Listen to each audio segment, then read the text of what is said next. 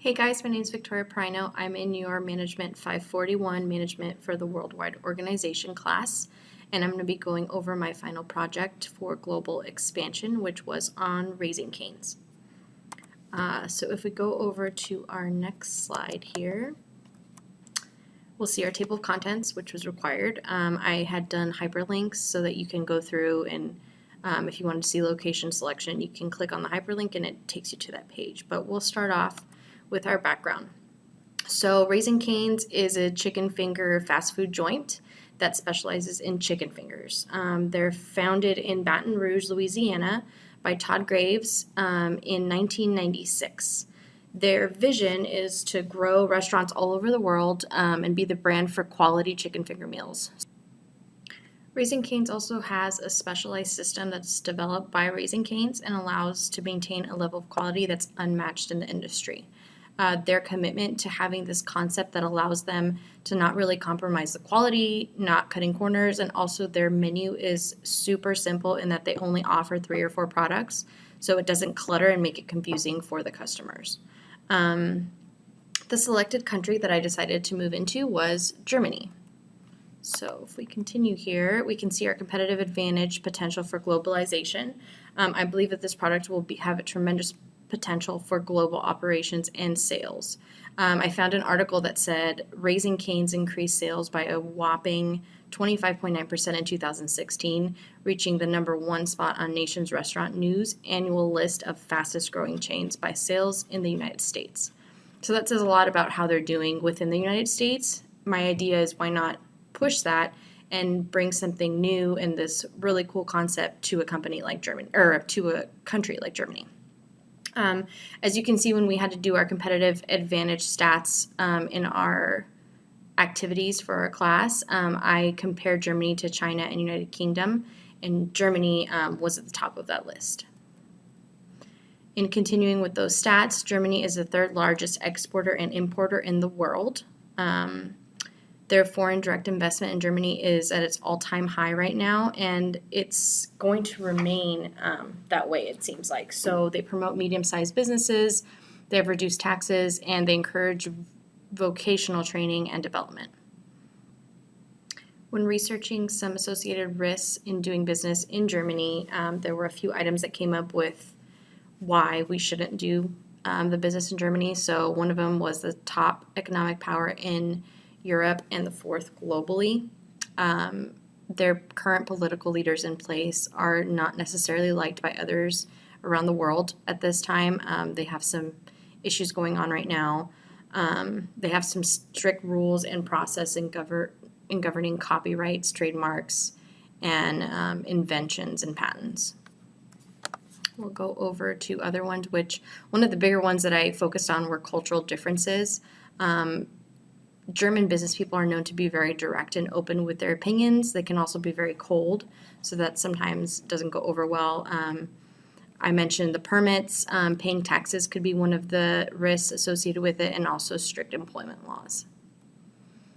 So delving more into the social and cultural considerations, we need to get sufficient training in understanding the culture and what customers like from a food chain so that the employees can cater to the customers. I think that's key because when someone's coming in for a service like that and getting their food, they want to make sure it's a good experience.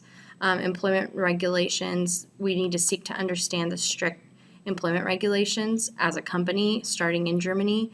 And I think it's key to have employees that are already running a store location train new hires to share their unique experiences and what they've learned. So some positives on the social and cultural considerations. Germany continues to be one of the world's most powerful and dynamic economies despite the challenging economic environment within the European Union at its state right now. There is entrepreneurial growth, and it is supported by the openness to global commerce, protected property rights, and sound business regulation. And the German economy has gradually emerged from the global financial crisis. In looking at their hierarchy, Germany's social hierarchy is at a level that will be able to afford the product and that will cater to the public no matter what class or sector they're in. So you can see that the upper class is comprised of royal families, scholars, and administrators. The middle class is just the middle class, and then lower class being working and underclass. In the strategy approach that I decided to go with, we went with international strategy, which will create value by transferring core competencies to foreign markets where indigenous competitors lack those competencies, that being the chicken fingers. I don't think anybody, well, at least when I did the research, had anything like the chicken finger joint. I think you get more of the burgers, chicken sandwiches, fish sandwiches even, but I didn't see any chicken finger places. So international strategy has low pressures for local responsiveness and low pressures for cost reduction, which is a good thing because we'd be new in the market. We'd be able to place our own kind of pricing structure. By doing a simple Google search to find chicken tender chains in Germany, the results come up to 0. We would be entering a niche market that is not currently in place. I feel as though the strategy provides itself on a basic core competencies and concept that makes the business venture successful in the first place. Bringing this concept to Germany will be introducing something new and exciting, as I've said before. Location selection. I felt strongly that we should open in 3 locations when rolling out into Germany. First one being Berlin, Germany's biggest individual city and capital. Second being Hamburg, a second largest city in Germany. And then the third being Munich. And you can see I included the population so that we could see how many people we would be catering to.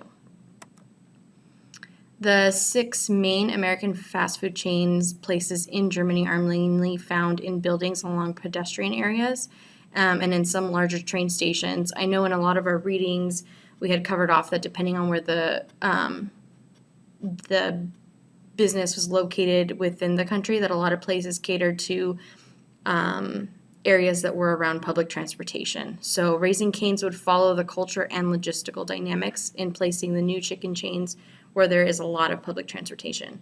An interesting thing that I found was that drive-thrus are not common in Germany. So to prove this, a cup holder in a car is an optional feature and compared to where it's a standard feature in America. So our chains, I don't think, would have drive-thrus. For my entry mode selection, I'd selected a joint venture, which is establishing a firm that is jointly owned by 2 or more otherwise independent firms.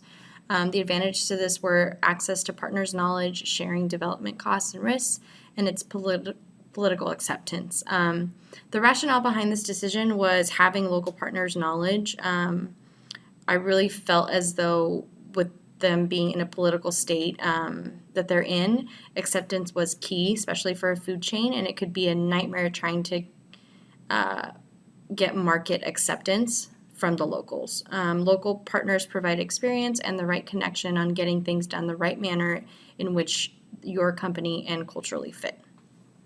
If we continue on, I provided some charts that helped see the growth trends of productiveness and how we would stand in competitiveness to other countries. So you can see in Table 1, it's the growth trend in productivity output per hour. Table 2 goes over the growth trend in labor costs. You can see in Table 3, we go over the growth trend in unit labor costs. And Raising Cane's will require a highly skilled labor force. So the executive team has recently decided to open a facility to serve the market for our product. Using the chart book of international labor, I've outlined the attractiveness of producing in Germany. In going over comparisons of staffing approaches, I selected the geocentric approach, which its advantages included using human resources efficiently and helping build strong cultural and informal management networks. For our mission and vision, I felt as though having this combination of local and U.S. executives as leaders would help create a healthy new environment for the type of atmosphere and culture that we wanted to create. We want to share our roots, but also allow them to be transformed a little in that we're stretching and going over into Germany. By having our local representation on the staff, we are able to better relate to our employees and customers in preparation for our opening in Germany. In summary, I think location is key in opening with that initial rollout in our 3 locations. Our strategic placement plan in combination with our willingness to adapt to the culture is going to set us up for success in Germany. We've done our research in finding the right partner. We understand the social, cultural, and political measures that we're in when we're entering. So we fully understand the current state, and we want to bring value to the chicken finger lovers in Germany. Raising Cane's Chicken Fingers is the fast food restaurant that's specializing in chicken fingers. And with that, we feel our vision will be the key to bringing people in terms of wanting to grow restaurants all over the world and provide quality chicken finger meals, a great crew, cool culture, and active community involvement. By approaching this globalization plan in a joint venture and a geocentric manner, we are allowing ourselves the advantage of working with the local culture beforehand. And that's my presentation. These are our references. And next time you're near Raising Cane's, make sure you try their chicken fingers. Have a good day, everyone.